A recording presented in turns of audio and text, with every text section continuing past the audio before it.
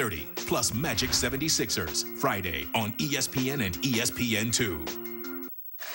The PBA King of Bowling, powered by AMP, rolls on here in Lake Wales. Rob Stone, Randy Peterson, Brienne Pedigo, and PTI co-host Michael Wilbon joining you right now. Our next King of Bowling show coming your way Wednesday night, April 29th. A Southpaw showdown. Mike Scroggins, your U.S. Open champion, taking on boss Patrick Allen, the winner, to then meet our king. Who will our king be? It'll be either Chris Barnes or Wes Malott. This duel to be decided right now. Wes Malott, your king, courtesy of winning the Player of the Year honor.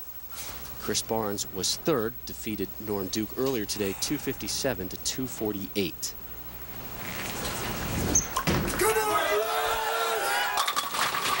Messenger kicks the 10 for Barnes.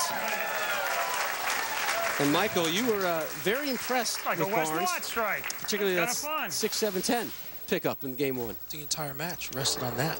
Just wonderful to see him pick that up. Yeah, no wonder you do it so much. What little nuggets of bowling knowledge have you picked up here for your game over the last couple hours? We'll get, as soon as the king rolls here, we're getting to some of the nuggets. I like how you step aside for the king. It's classy. Oof, flies by the 10. King leaves the 10.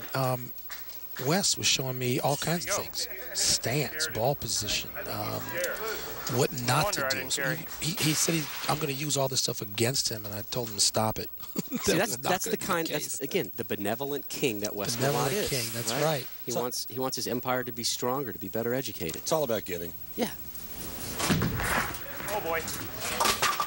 Oh, picks up the single spare, and here's Wes on his humble approach to his new title as Player of the Year. There's a lot of things, you know, I don't know if I take them as serious as I should, and this could be one of those things. You know, I'm just a real humble guy, laid back, and as I've said before, I think that might have a lot to do with the amount of success I've had as early as I've had in my career. He was talking to us earlier today saying, you know, I'm not quite sure what exactly this means. I just know it's an awesome honor to have in my career. It hasn't totally set in yet. And there's Wes's first strike.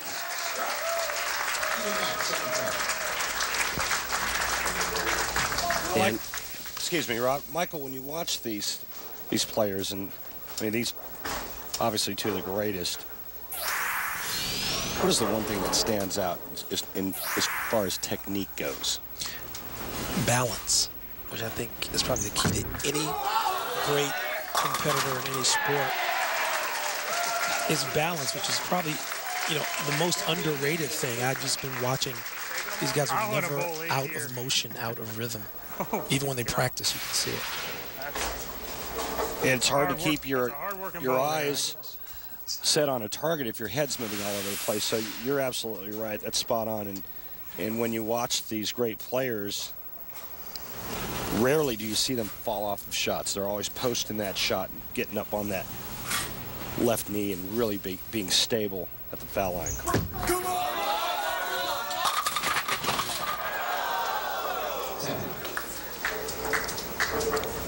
Kind of greedy.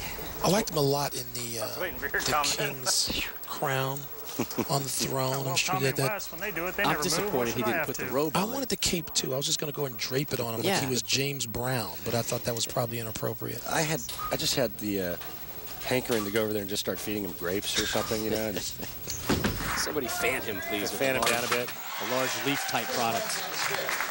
We have a lot of palm fronds here in Florida. We could break that out.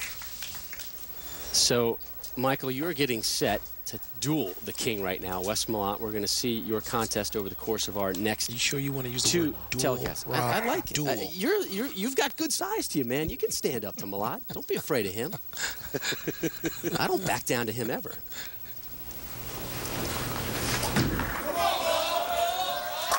There's a strike from Strike-A-Lot Wes Malott. Now, people don't realize Wes is about, I mean, I'm just under 6'3".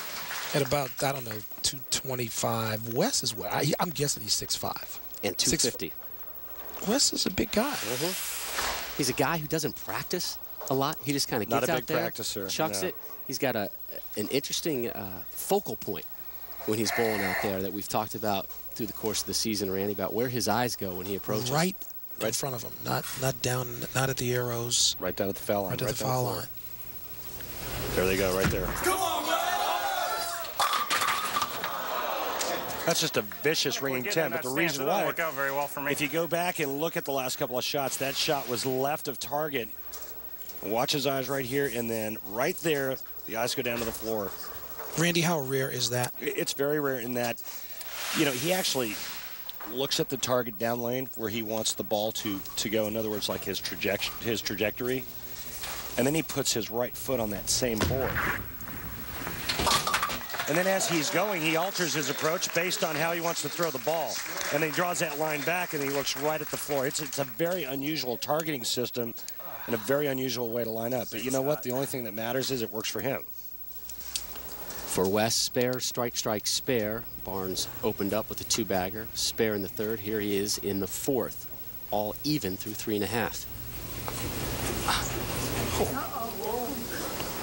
We haven't seen a Barney balk in a long time.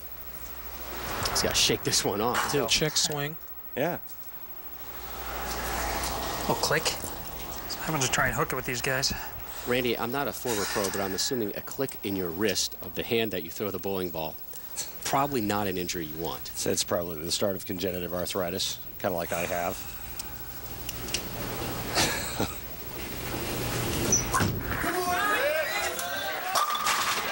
Great shot.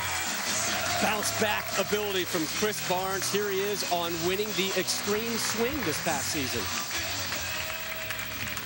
I mean, I think really versatility is the key for me. So the extreme swing tested the extremes, and you know, it plays a little bit to my strengths because I spend a lot of time working on the fringes and trying to get, you know, the box of tools that I have and trying to get it bigger and extend my ranges. And we tested those with the formats this year.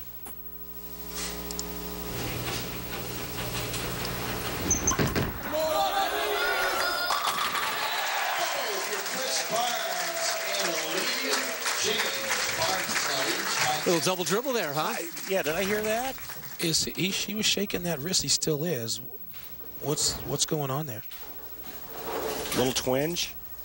Something's going on. He bowled a lot of games, obviously, through the course of the U.S. Open a couple of weeks ago, but who knows? He uses one of the tightest thumb holes of any player on tour. And with that spin being like that and that super tight thumb hole, one of the things that it does is it keeps him from squeezing. Come on, Wes! Malott blows them up there in the 5th. You can tell the King is starting to loosen up a little bit. 3 strikes in his last 4 frames. He's got a bit of a comfort zone on this scorpion pattern. I mean, this is his favorite pattern, his bread and butter. His first win came on this pattern. Now, Michael, again, you have a match upcoming here with Wes that we're going to see over the course of the next 2 shows. Did you ever think this conversation was going to end up with you coming to Lake Wales, Florida to bowl the Player of the Year? Not on your life, Rob. No chance. It was a great conversation. Got a lot of people talking and buzzing about the sport, about Wes Malott, and about some of the nuances. And we'll talk more about that as we're not going to let you go, Michael.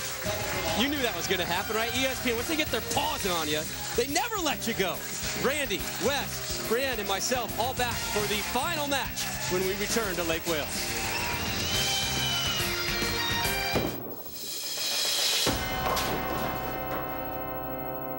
This is a photo of our first Lumber Liquidator store. We didn't have a fancy showroom or an expensive location. Our goal was simply to provide great hardwood flooring